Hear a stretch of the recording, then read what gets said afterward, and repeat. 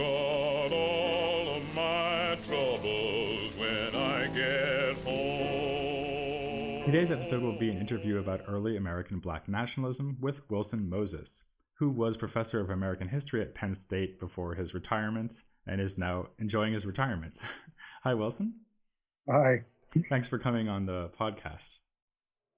We're going to be talking about Black nationalism. So maybe you can start by saying something about this phrase. What do you understand by the phrase Black nationalism? Well, I should start by saying that I first became interested in this back in the 1960s. And at that time, Black nationalism was associated with a series of figures who were always on television and who were, some of them were very, very militant, and some were even over on the conservative end of the spectrum, but they were equally militant. In any case, most people thought of Black nationalism as a contemporary event and as a contemporary ideology. And they tended to think of it in terms of figures like Stokely Carmichael and Rap Brown and Malcolm X. And so I thought, as I began to read up on it, I began to think, well, gee, this does have a history. It's been around for a long time. And it would be sort of as if we were to talk about American nationalism solely in terms of the Vietnam War, rather than to think about it in terms of the Mexican War. So I thought, well, gee, why don't I try to do something to correct this idea? And I was particularly interested in W.E.B. Du Bois. But in the process, I became aware of Alexander Crummell as well. And he came to be very much a symbolic figure, mainly, I suppose, because he was the one who most systematically developed it. And do you consider the whole idea here to be something like the notion of a nation? This is a phrase you sometimes hear in this context, a nation within a nation, so that Black people or African Americans constitute a separate nation unto themselves within the wider American nation? Is that really what we're talking about here? It could be, although Frederick Douglass famously said a nation within a nation is an anomaly. But I think, yes, that is one way we could talk about it, and that is the way that many people talked about it during the 1960s.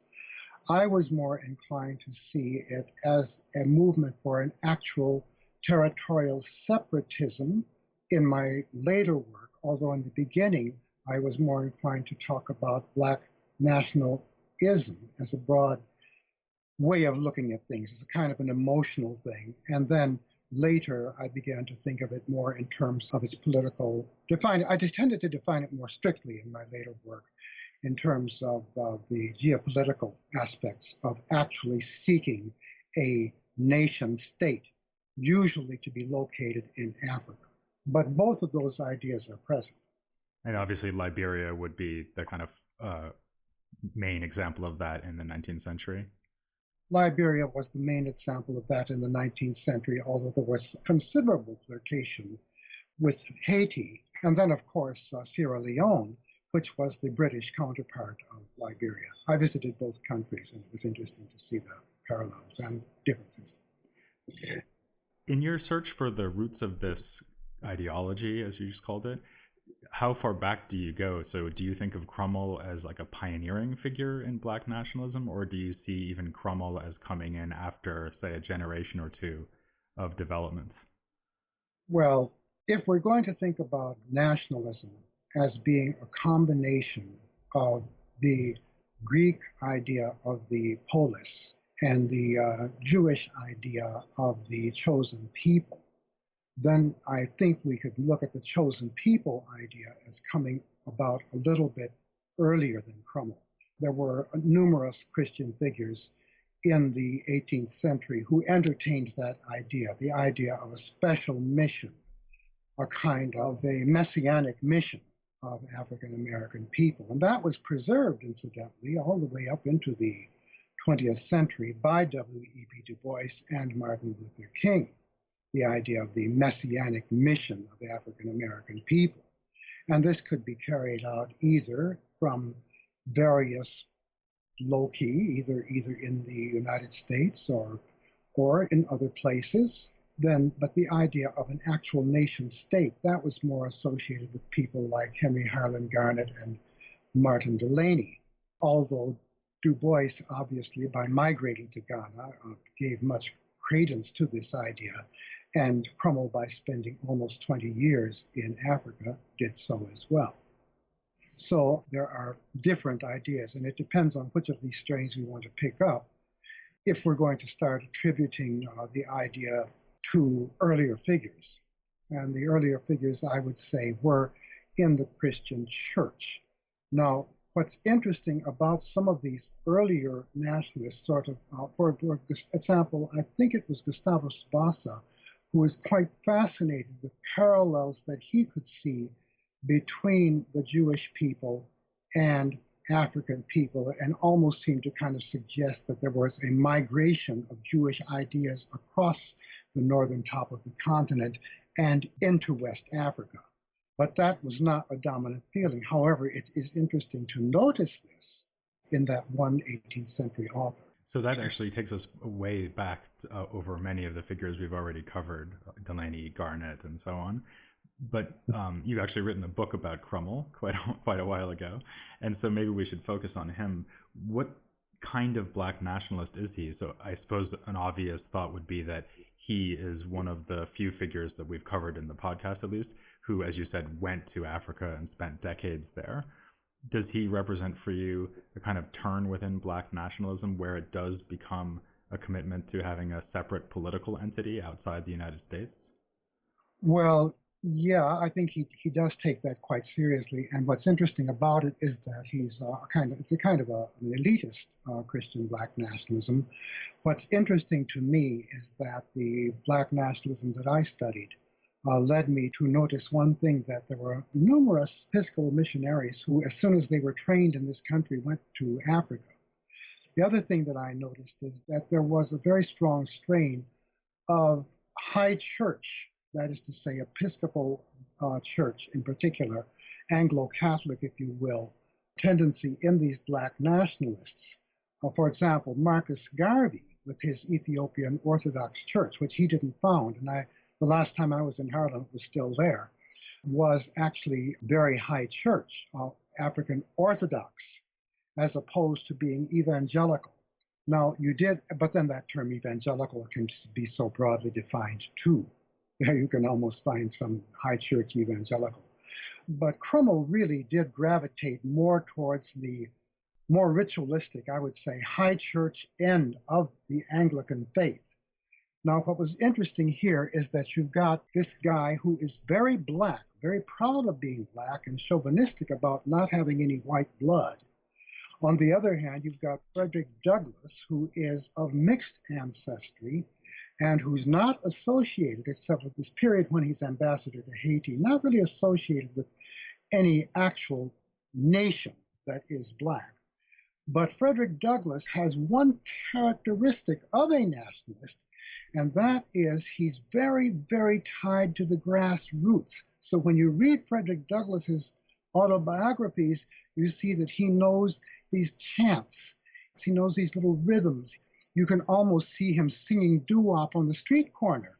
He really understands the masses of the people in the way that Crummell does not. He's sort of like the Africans that you may meet on any college campus today, who are very Black and sometimes I think can be rather contemptuous of the ordinary street level Black culture. So you don't walk up to some Africans, and I've met a lot of Africans, especially Senegalese. You don't walk up and say, "Hey, my man, what's happening, brother?" Because they will get very, very upset with you. They'll become quite indignant. They'll answer you in French if you address them in English. I mean, they don't want. I've met those like that. I'm not saying they are all like that by any means. But Crummell would be, as a person who was second generation, his father was an African, and his father had retained memories of Africa, and Crummell was not exactly that kind of guy. In fact, he even tells the story about how he was standing on the street corner with some kids, and how they were profaning the Lord's Day and idle and wicked jesting, that sort of thing. Whereas I think Douglass really understood, was much more a part of the slave culture. what some scholars like to refer to as a Black nationalism as well. And so that's another thing about this, about the way that people study Black nationalism. Some people are very interested in the slave culture, the culture of the grassroots, in the blues, more recently in rap and hip hop, and they see Black nationalism as very much associated with that, whereas other people would rather associate it as my Aunt Mary did, my great Aunt Mary. To her, although she would never have called herself a Black nationalist, she was convinced that the hand of God was in the sinking of the Titanic because those white folks thought they were better than us. So Crummell was like your Aunt Mary.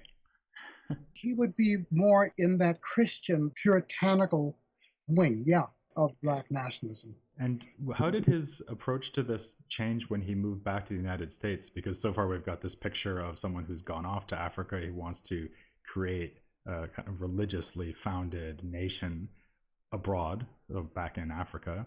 But then he comes back to the United States, and so he has to, in some sense, play the same kind of game that Frederick Douglass is playing so well?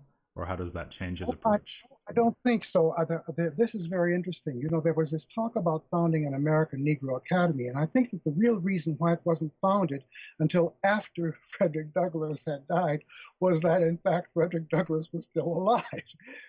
The creation of an American Negro Academy, which was going to generate within an African American community, but also in a Pan-African sense, an African high culture, a culture very much that would be very literary and scientific.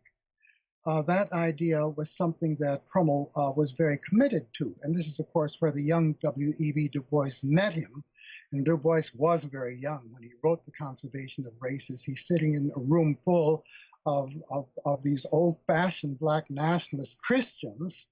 And he formulates this idea about the importance of the conservation of the races, and goes so far as to attack Locke, to attack Adam Smith, to attack the entire 18th century Enlightenment tradition as represented in Jefferson.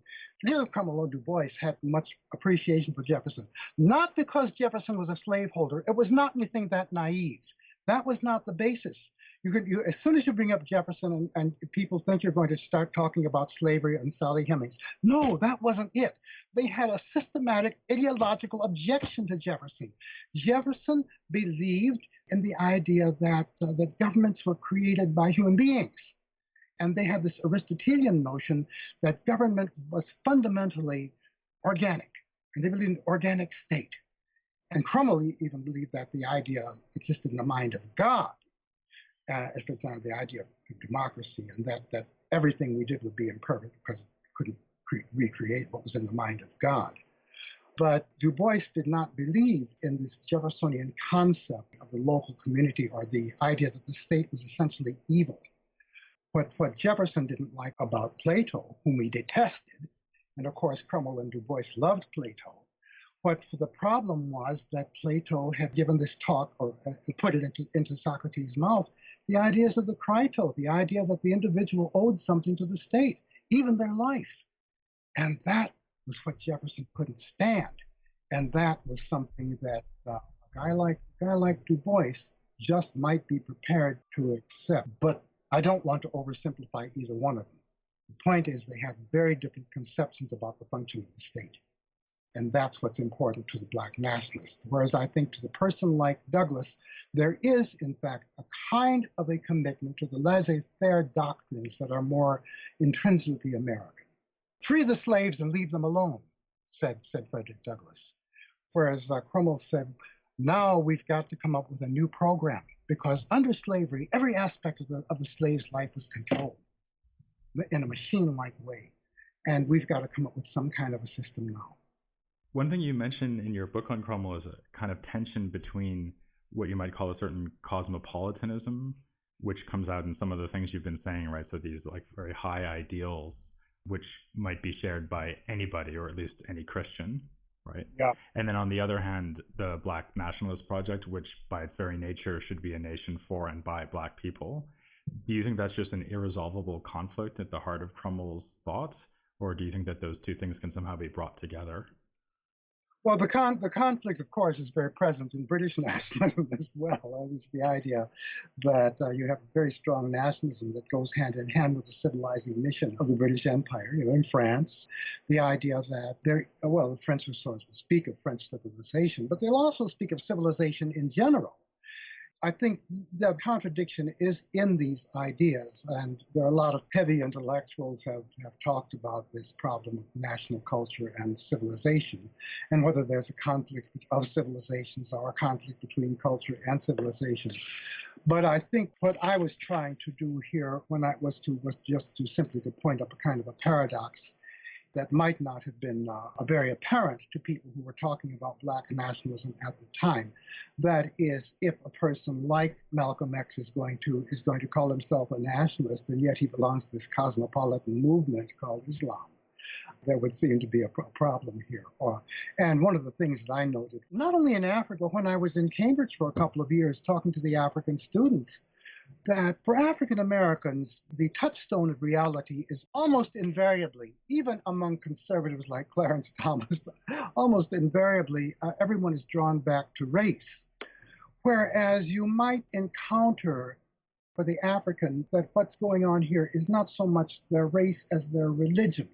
When I got there and I saw these guys walking around in some of these beautiful costumes, and of course, African Americans were adopting African costume at that time, but I learned very quickly that these costumes were not to be seen as African, not even necessarily as tribal or as having to do with a specific ethnic group, but the costume the guy was wearing was much more a matter of his religious faith than it was of his Africanness. And we as African Americans, I think, tend to ignore this, except that, of course, we're very much involved in it ourselves.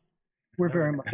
And that would be really true of Crummell as well, right? Because his project is always very centrally concerned with creating a Christian nation, right? I mean, for him, Liberia is at least as much Christian as it is African, right? I think that at some level, both he and Du Bois were aware of this paradox. I'm not aware that either one ever wrote an essay about the paradox, but Crummell and Du Bois were always very concerned with trying to show how these, especially the Victorian sexual morality, was something that was present in the traditional African society, and that any deviation from, for example, the feminine instinct of charity, this was a result of the white man's corruption.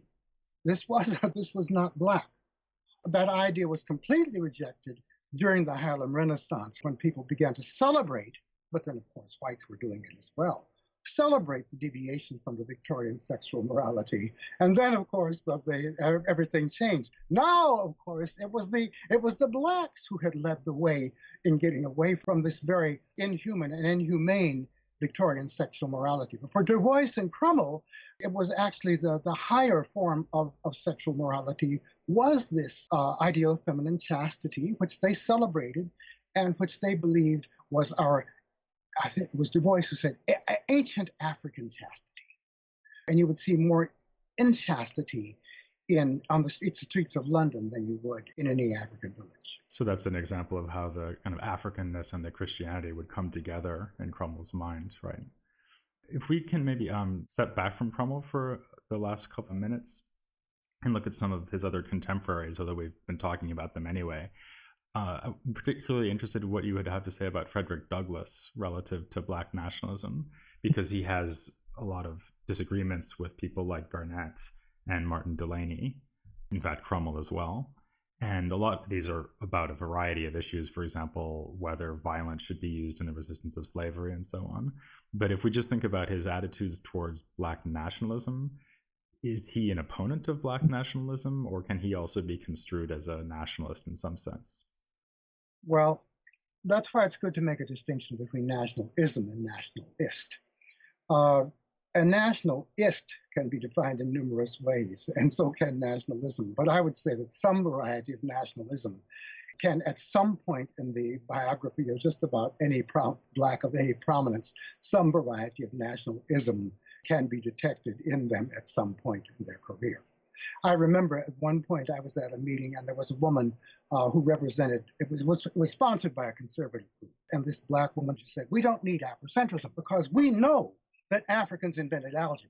And this is the kind of thing. And she was a conservative who had been brought there to attack Afrocentrism, and I thought that was so amusing, because here she was spotting an Afrocentric line and not even aware of it. So a person like Frederick Douglass does make it his business to visit the pyramids, and he does make it his business to describe his mother as resembling a drawing that he had seen of one of the pharaohs in one of the anthropology books that he had encountered.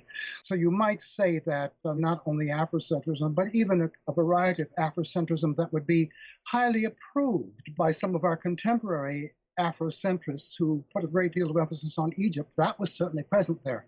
But I think that his appreciation for the grassroots culture is something that I would say is there. Now, as far as emigrationism is concerned, he claims that he was on the verge of investigating the possibility that might exist for a possible, conceivable migration to Haiti at the moment that he heard of the firing on Fort Sumter. How much biographical accuracy we may attribute to that statement, I do not. It sounds a little bit too good to be true, the timing. Anything that's too good to be true probably is. So just finally, maybe we can look ahead to some of the figures we haven't covered yet in the podcast. And so we can't expect our listeners to know very much about them, but it still might be interesting to think about how someone like Crummell would compare with so-called Pan-Africanists. So here I'm thinking of figures like Blyden and especially Garvey. Is he a kind of forerunner of them, or is it a very sharp distinction? He was a friend of Blyden, and they taught together at Liberia College in the days when their careers there overlapped. He and Blyden agreed on several things, except that Blyden said that as Ishmael came before Jesus, so too Islam may be the agency that prepares people for monotheism and therefore could prepare the way for Christianity, and Crummell didn't accept that idea. But they shared, and they were both belonged to the same party while they were there in Liberia. That is the party that disassociated itself from the Virginia Repatriates. It was the party that was not associated with the mulatto elite. And so they were comrades in arms during the period that they were both in Liberia. Afterwards, when the American Negro Academy was being founded, I don't know if Blyden was invited. I can't recall if he was. I know that when Du Bois began his work on the Encyclopedia Africana, he did contact Blyden and exchange correspondence with him at the point when he used the word Afrocentric and said he wanted to create an Afrocentric encyclopedia. And of course, other people who were associated with Garvey did have some association with Blyden and with Blyden's ideas. They were certainly aware of Crummell. Some of them actually had been friends of Crummell. And so there were disciples of Crummell, like William H. Ferris, who became an editor of Marcus Garvey's newspaper. And I think Duz Muhammad knew him as well. You're asking me to remember things I wrote 40 years ago. But I think Duz Muhammad had a connection. I know he did with the American Negro Academy and Orisha Tuka Duma. These various people who overlapped with Garvey also overlapped with Crummell. They certainly knew of each other. So we have really a very strong sense of continuity. In fact, if we go back to the very first things we talked about, in a way, this goes all the way back to the 18th century, and everyone's connected in this period. It's amazing. Speaking of connections, I will let the listener know that next time we're going to be moving on to James Africanus Horton. So that'll be another example of a figure from this period who is interested in African culture and has a lot to say about it. But for now, I will thank Wilson Moses very much for coming on the podcast. Yeah, well, thanks for your invitation. It's been enjoyable. And please join Chika and me as we move on to look at James Africanus Horton next time here on The History of Africana Philosophy. I'm gonna tell God